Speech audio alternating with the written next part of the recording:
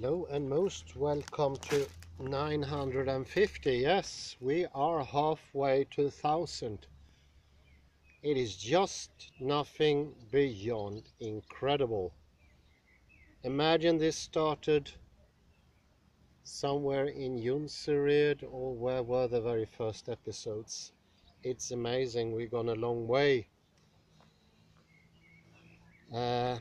Susie Vrobel is the latest but not the least contribution. She's on pair.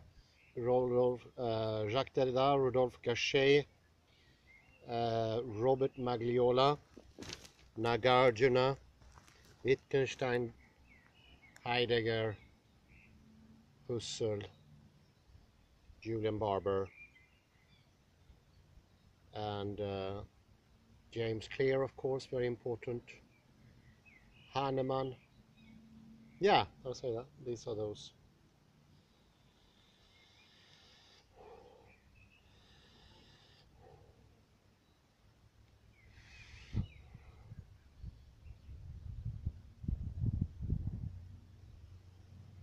We were talking about contextere, the contextualization as a model or measure for understanding, rather than this transference of meaning I mentioned in the previous episode, 949. And this makes much more sense from a physical standpoint as well as a mathematical one. And this seemed to be the model that has now been adopted by neurology, science of cognition, and the most developing area of artificial intelligence that was only in its baby shape when I encountered it studying science of cognition in the mid-90s. It has changed a great deal, I'd say.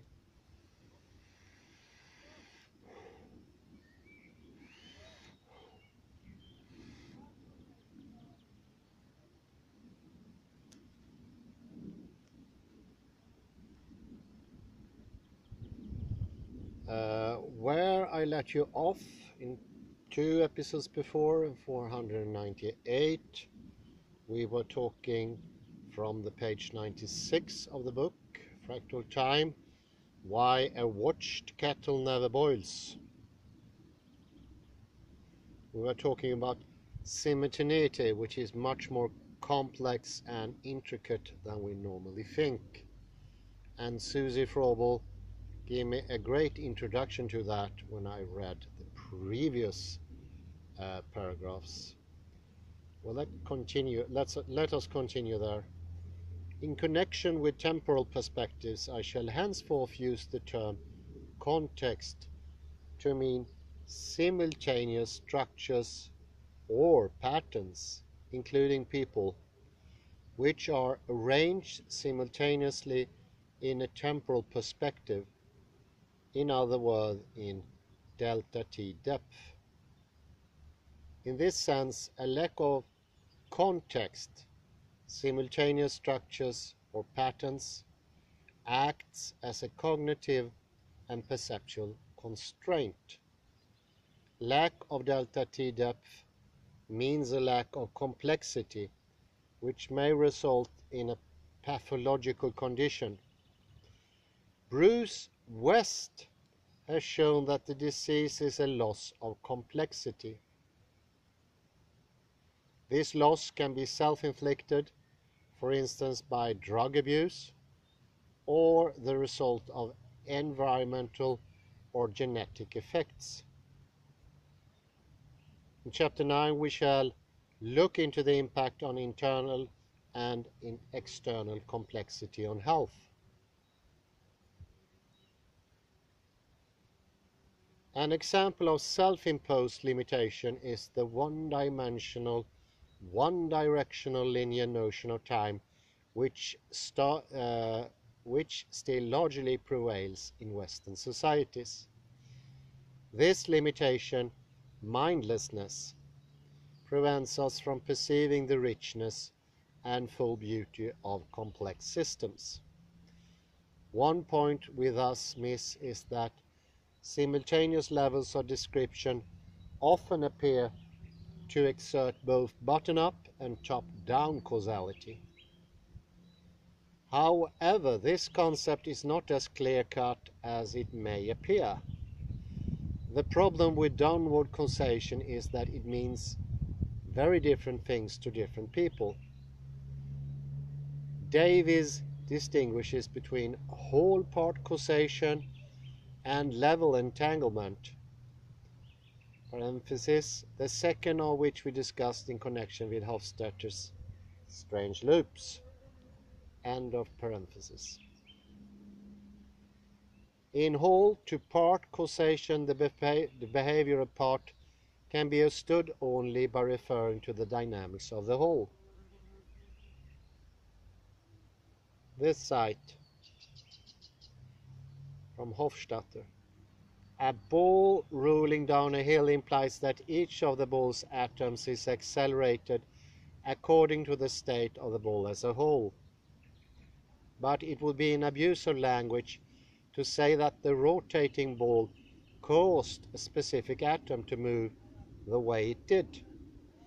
After all, the ball is the sum of its atoms.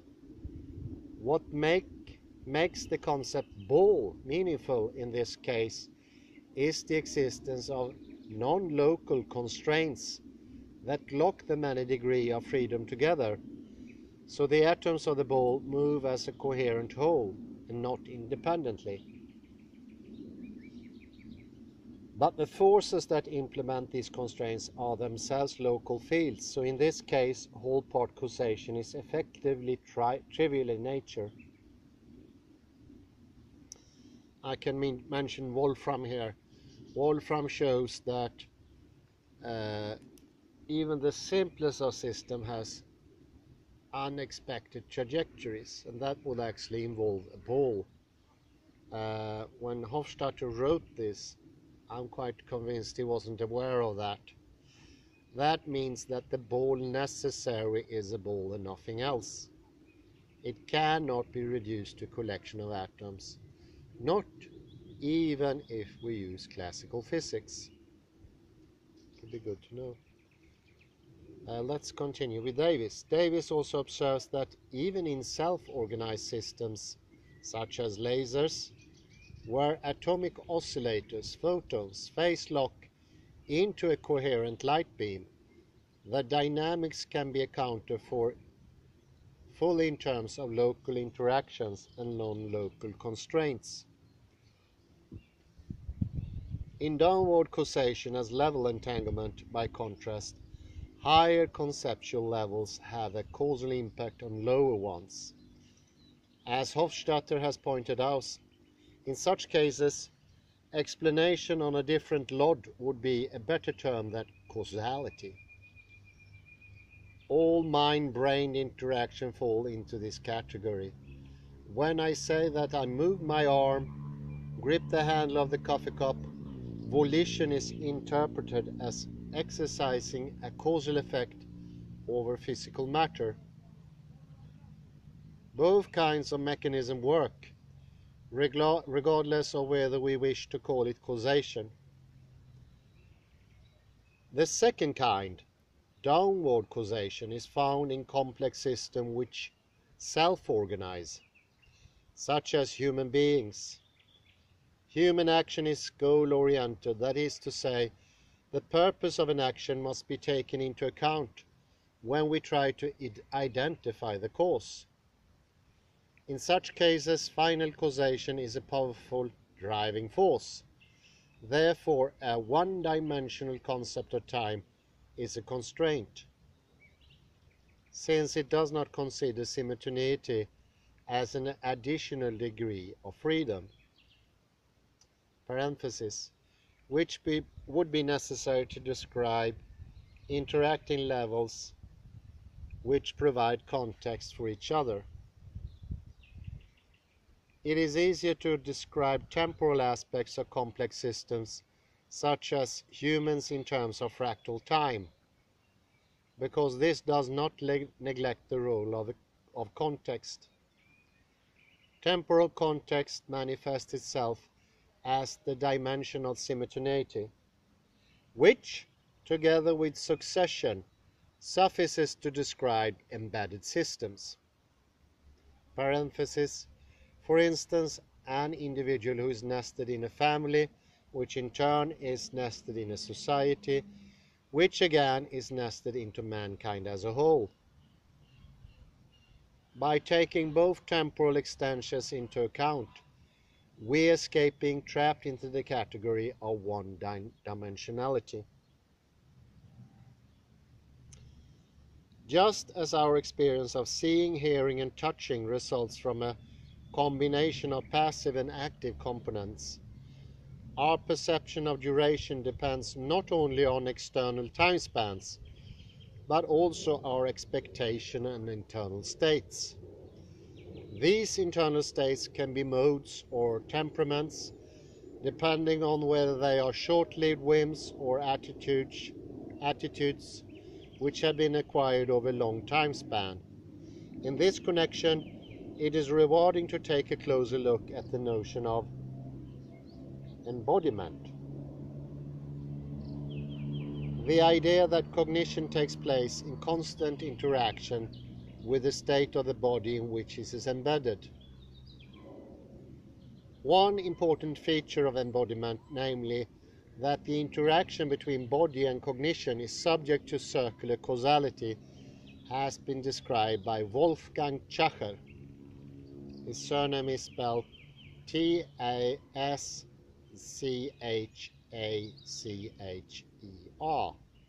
Schacher. His cite begins here. The body acts as a control parameter on cognition and thus causes the generation of cognitive patterns. An example of this connection is the relation between facial expression and mood. Do I frown because a complaining voice is getting on my nerves, or is the whining getting on my nerves because I'm frowning? Maya Storch's examples of body feedback, that is to say, the feedback our psyche receives from our bodies, compromise connections from almost all forms of activity. Do we sit bent over with drooping shoulders because we're about to go up on a difficult task? Or do we give up easily because we are sitting in a bent position? The feedback of our body posture gives our psyche has been studied extensively. One experiment primed students by having them sitting for 8 minutes, either in a crouched position, bent over forward with a hanging head and shoulders, or in an upright one, spine erect, head lifted. After that period, both groups were asked to perform the impossible task of assembling a jigsaw puzzle from which pieces were missing. It turned out that the group which had been sitting crouched up before the test gave up much more easily. They abandoned 16 puzzles on an average. Then the group which has sat in the upright position, which abandoned an average of just over 9. Another example of body feedback is the connection between gait and mood. I am bouncing along the stream because I'm happy, and I'm happy because I'm walking with a spring. And I think this is incredibly important and completely neglected in Western societies, where we almost even encourage pupils and students to get crouched or slouched. Those positions makes it almost impossible to reach creativity. We get stuck in a mindset that doesn't take in any externality. We get slumped mentally as well. Everything becomes more difficult. And it has also been shown clearly that learning becomes impossible. This is why we need nature to gain knowledge. And I would say that is also the reason why most modern universities are locked down trajectories of spatial area. That means that they make it impossible to learn anything new. Therefore, we have this renaming procedure in modern academia, something that was actually quite uncommon earlier. I just read that in the Matter of Things, that no knowledge in university is so new. Already in the 1910s, people thought it was something really odd and they frowned upon it. This is the normal attitude towards learning, that all sorts of knowledge today is just renaming of the things that you personally subjectively know once you started your education. It is just a renaming. And once more, of course, we have the Beetle box, this simulacrum of reality that in the end becomes your proxy for actually gaining any knowledge.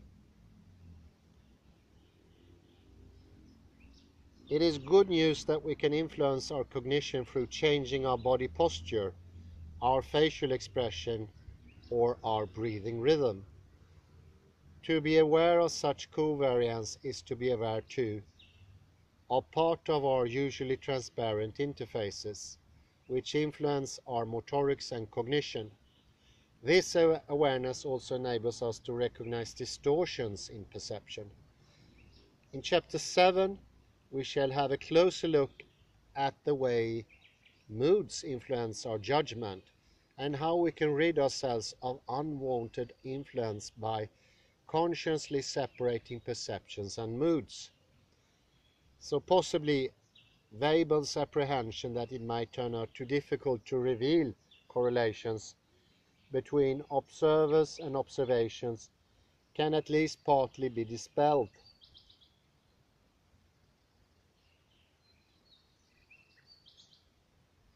If some of the usually hidden structure of our observer-participant perspectives are uncovered, the circular causality of body-psyche feedback reveals strong covariance which can be described, conveyed, and predicted. Embodiment can be strong or weak, complex or less complex. Metzinger, Metzinger,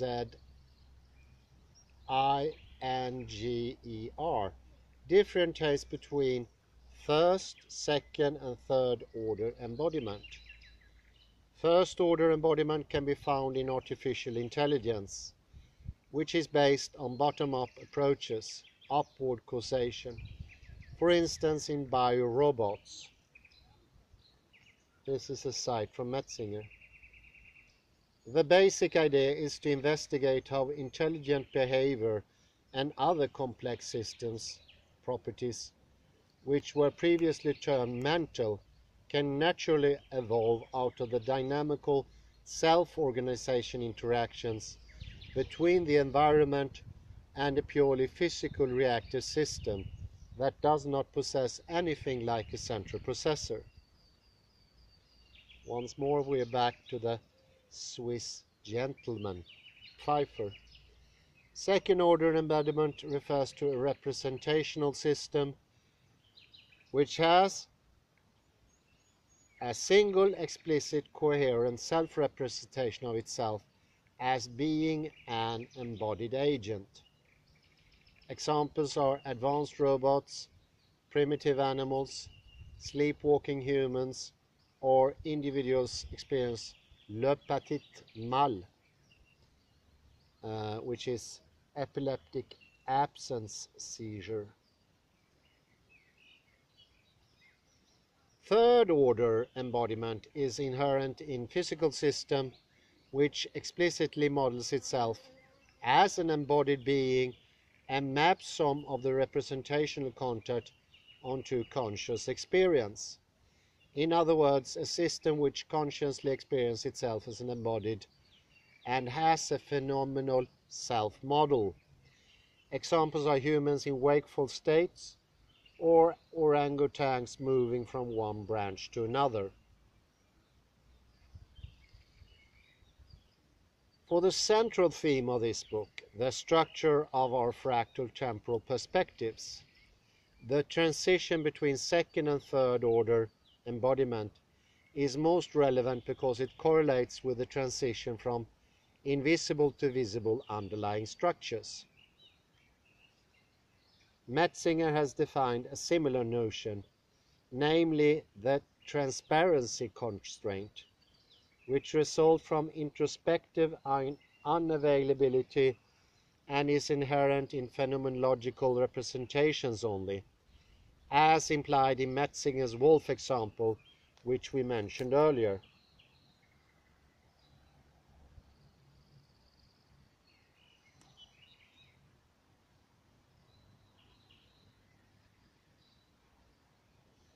Our particular interest in this context is how we usually perceive invisible interfacial structure can be made visible by revealing covariance or other temporal distortions such as time dilation or contraction. Fractality comes into third-order embodiment through the fact that we are dealing with living beings which consciously experience themselves as embodied. Their cognitive processes are embedded in a physical body which is situated, that is to say, nested in an environment. A nesting cascade can be continued by embedding the individual into a society and the society into a larger level of organization, such as mankind as whole, or even the entire universe. We are stardust after all.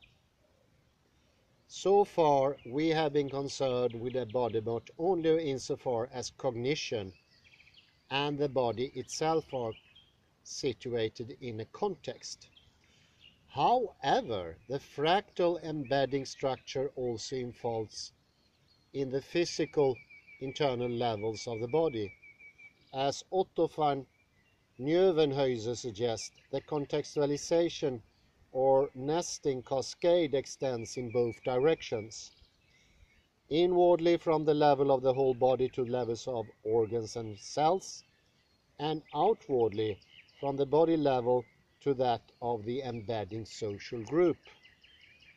We may think of humanity as being composed of humans, just as our bodies are composed of cells. And just as human beings communicate, our cells communicate with each other, thus linking matter with information. In this way, we create a body of knowledge of nested levels of description, LODs. Then Nieuwenhuizen points out that sensation of our context is always sensation of cells in our body. We, that is to say our body cells, compare the impulses of the cells of the surface with sensations of cells in our body. So what we refer to as the world around us, our context, exists in fact as thought image within us. This also means that all communication is internal communication on the respective LODs.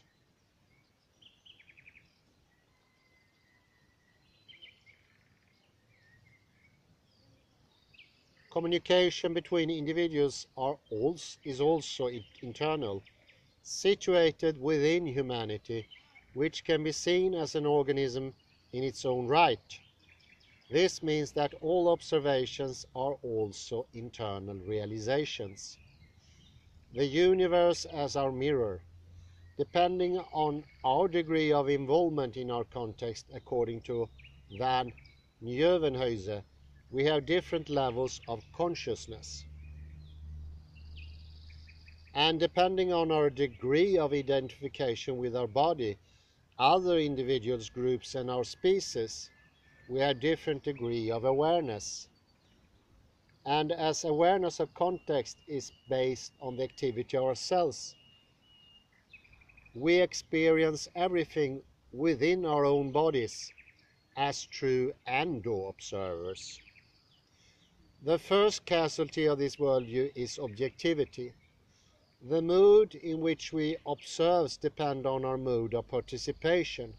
That is to say, the degree of internal complexity we display and the number of simultaneous levels on which we interact with our context. And this means that if you slouch and you don't have contact with your body, your perception, you cannot be objective. And that is also something that is perceivable from other individuals, but also something that you know yourself. This is something that Ian McGilchrist has pointed out, that maybe 80-90% of individuals in modern times do not ever have any right, so to speak. None of their opinions are correct. It's most interesting what fractality changes. What results from this process is a cascade of nestings of mode of participation, a fractal structure.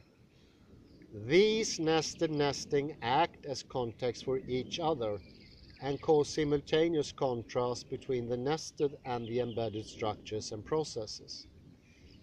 If we look at temporal structures such as the nested rhythms or oscillations, I shall use these terms synonymously. The simultaneous contrast manifests themselves either as phase locking, parenthesis entrainment, or more complex interference patterns. We shall see in the next paragraphs that successful phase locking can be a sign of healthy adaptation, but also that this is by no means always the case. It can also be a sign of pathological condition.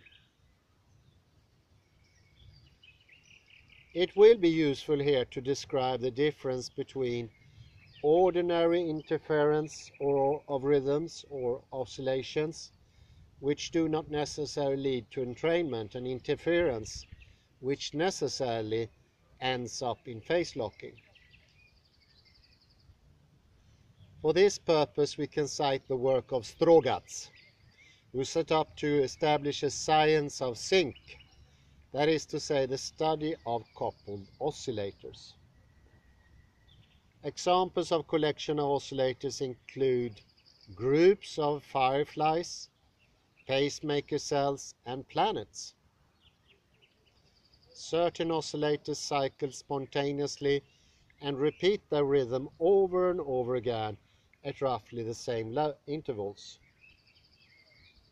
This is a cite from Strogatz. Fireflies flash, planets orbit, pacemaker cells fire. Two or more oscillators are said to be coupled if some physical or chemical process allow them to influence one another. Fireflies communicate with light. Planets tug on one another with gravity. Heart cells pass electrical currents back and forth. As these examples suggest, nature uses every available channel to allow its oscillators to talk to one another. And the result of those conversations is often synchrony, in which all the oscillators begin to move as one.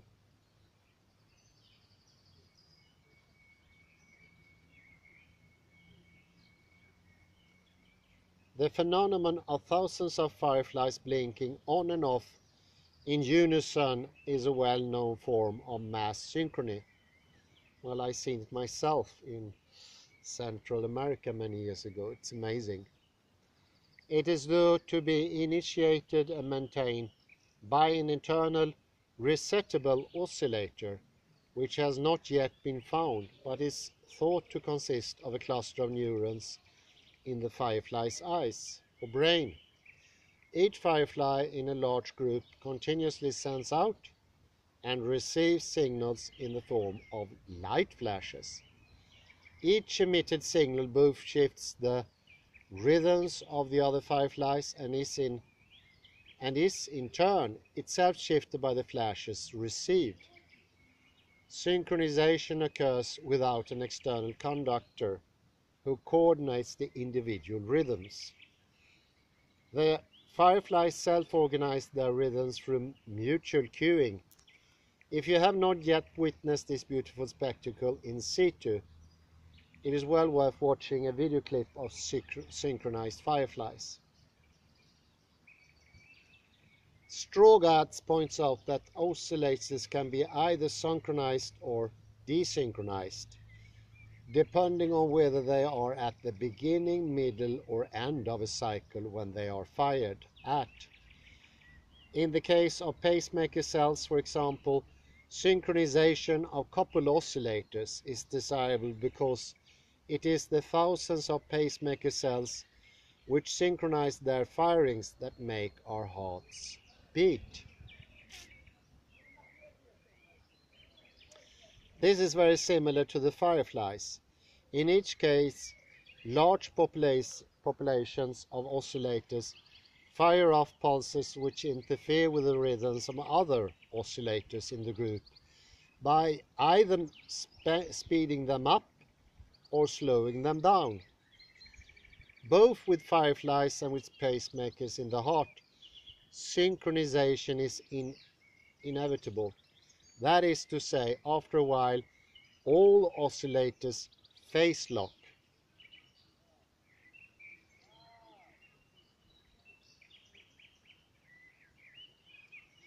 Fireflies and pacemaker cells always end up in sync when they function properly. This is vital in the case of cardiac pacemaker cells, since no heartbeat would come about if the cells fired at different times. Most oscillators, however, are rather more complex than insects or individual cells, as is found in the case of menstrual cycles. As Strogatz nicely put it, like women, most oscillators sync in some circumstances and not in others. Although some studies of how women's menstrual cycles shift in the presence of other women show a synchronizing effect, others detect no influence whatsoever or even anti-synchrony. One study shows that if swabs with pheromones gathered from a sweat gland or of a female donor are transferred onto another female's skin, this stimulates a shift in the recipient's cycle in a predictable way. Cite: swabs taken from women at the beginning of their cycles in the follicular phase before ovulation tended to shorten the cycles of the women who received them. In other words, the recipients ovulated several days earlier than they would have otherwise, based on their prior records. In contrast, swab taken from women at the time of ovulation prolonged the cycles of the beneficiaries.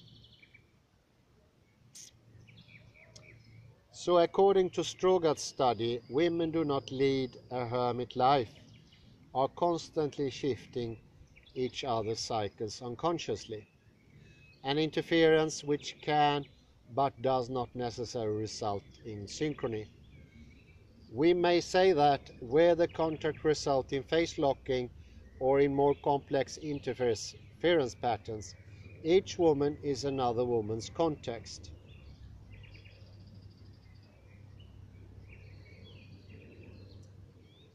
And if synchrony occurs, it is self-organized. That is to say, no external pacemaker is necessary apart from the woman's mutual contextualization. For both sexes, our circadian rhythm is an example of being at sync with our environment. In this case, the phase locking of our sleep-wake cycles is a manifestation of our entrainment to Earth's spin and the resulting daily cycles of light and darkness.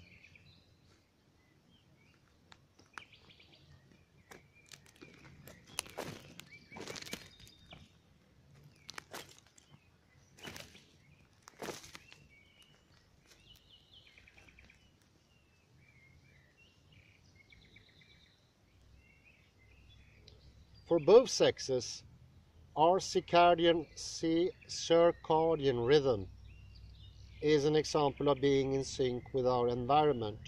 In this case, the phase locking of our sleep-wake cycles is a manifestation of our entrainment to Earth's spin and the resulting daily cycle of light and darkness. Being in sync with one's immediate and or remote embedding temporal rhythms can be of advantage.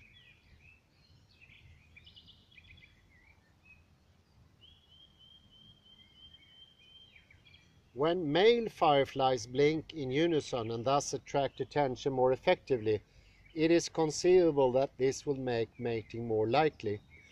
On the other hand, unwanted face locking can lead to anything from a slight nuisance to a life-threatening condition.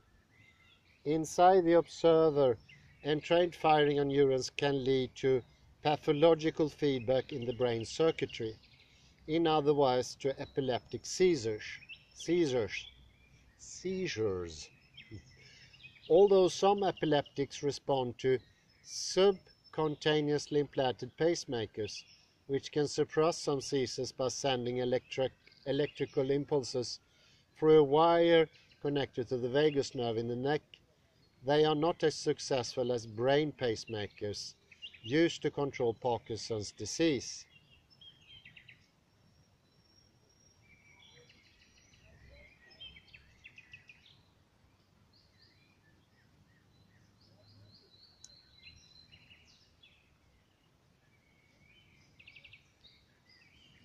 A less dramatic but also potentially impairing common problem is the audible feedback oscillation in hearing aids. This happens when the output of the receiver leaks into the microphone of the device and is re-amplified again and again, together with additional sounds to the device picks up from the environment. Modern hearing aids have feedback cancellers which interrupt the unwanted feedback loop by, for instance, introducing an additional signal which cancels out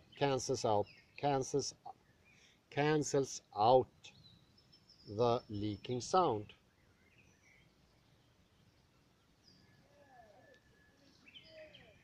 As Alva Noe pointed out, perception is action. Whether or not the observer physically navigates through space, he interacts with the world and thus causes interference patterns. The same is true for temporal perception and cognition. Internal and external simultaneous rhythms cause temporal interference patterns which may or may not lead to entrainment.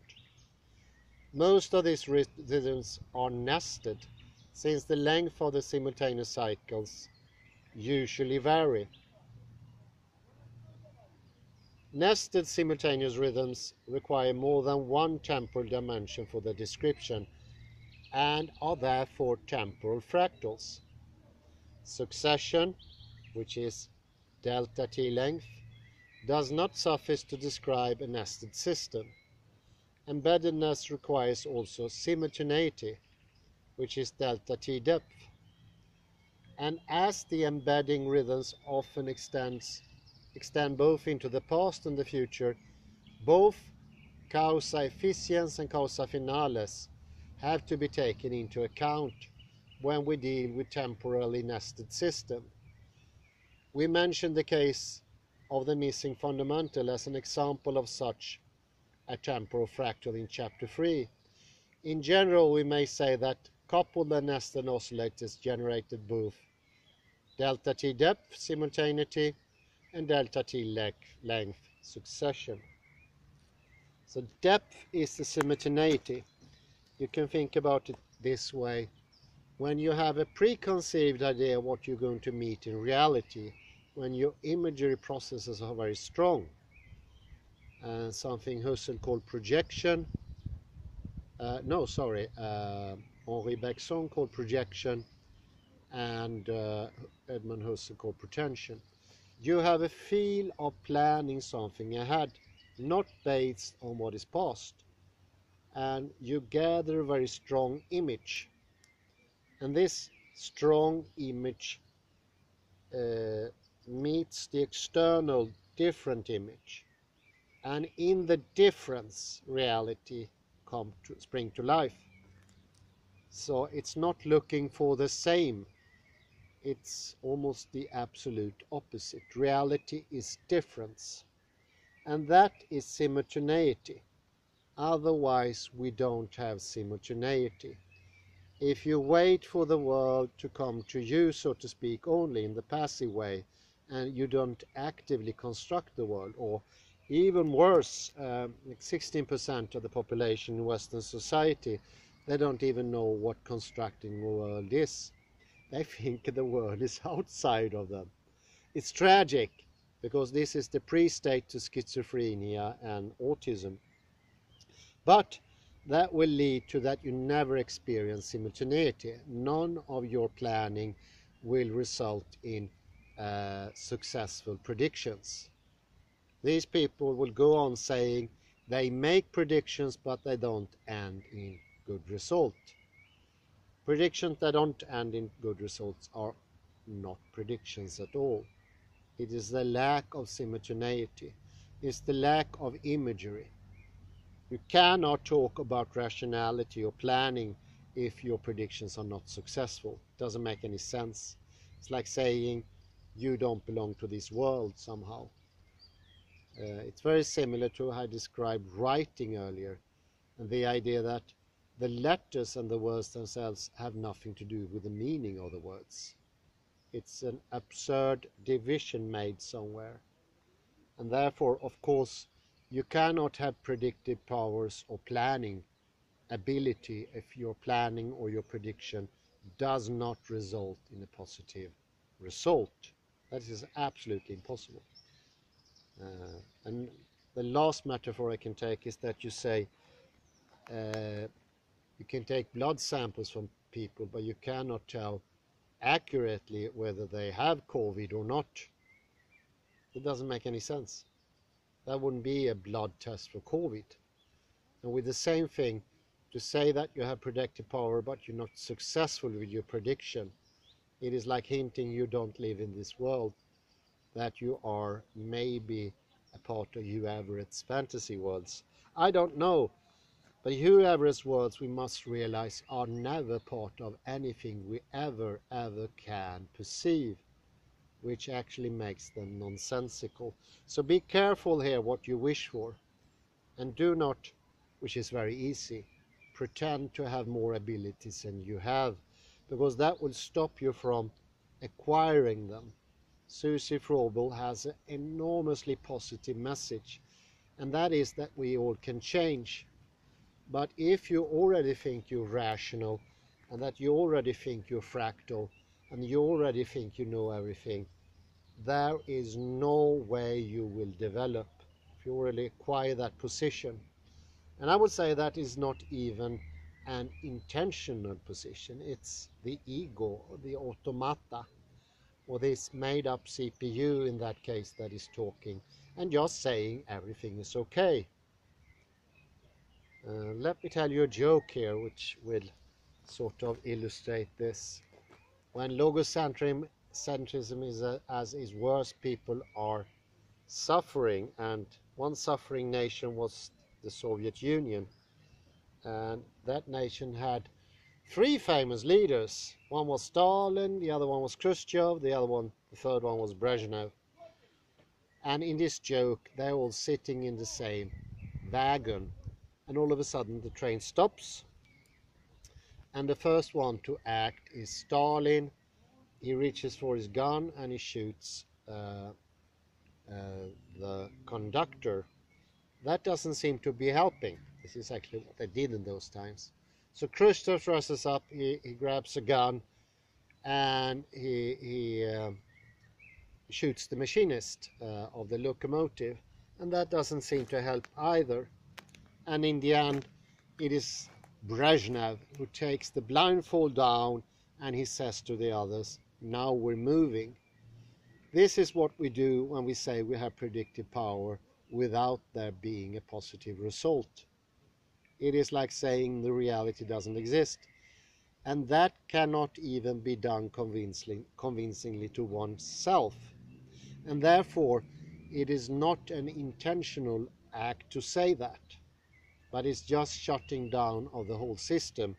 It's a bit like, I don't want to have knowledge. And it has some truth to that. It's scary with knowledge, because knowledge cannot be controlled by the ego. It goes its own way. we have to learn. It is like if I want to understand some language, I have to use that language. I can't make it up myself. Sometimes I get really annoyed and I say I make up my own words. I actually did it the other day, to be completely honest. And I said, this is how I use that word. And it's okay to do on occasion, but it's absolutely silly. So don't do that. Try to get into the word, because now we have a way. What Susie Vrobel brought to the world is nothing but completely amazing.